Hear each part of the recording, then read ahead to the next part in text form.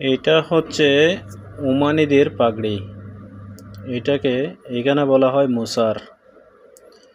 দেখেন এই জিনিসটা ব্যবহার করতে করতে একদম টিস্যুর চাইতেও হালকা হয়ে গেছে, তবুও ফেলতেছে না। কারণ আসলে এগুলোর দাম বেশি, এখানে মুসার এগুলোর দাম বেশি। তো এটা বড় কথা না, এইটা এমনভাবে দিয়ে গেছে পলিথিনের মধ্যে বেঁধে দিয়ে, এমনভাবে চলে গেছে 1 মিনিটও দাঁড়ায় না। আমি যখন খুলে দেখতেছি এটার এই অবস্থা, এরপরে ফোন দিতেছি, ফোনও ধরে না। হে তো মনে করছে মানে দিয়ে গেছে আমি ওয়াশিং করে ফেলবো, কিন্তু এটা ওয়াশিং করলে খারাপ হয়ে যাবে। আরও যদি খারাপ হয়ে যায় তখন বলবে এটা দুবাই থেকে কিনছে, সৌদি থেকে কিনছে, বিভিন্ন অজুহাত দেখাবে। তারপর বলবে এটার দাম 200 রিয়াল।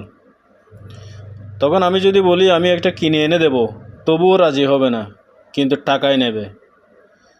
বুঝতে পারছেন? আর তাদের এমন অভ্যাস, এখানে যদি বাংলার 100 টাকার কাপড়ও যদি ওয়াশিংয়ের জন্য দেয়, ওইখানেও চাইবে ডিসকাউন্ট। ডিসকাউন্ট ছাড়া তারা কিছু বোঝে না, এমন খারাপ।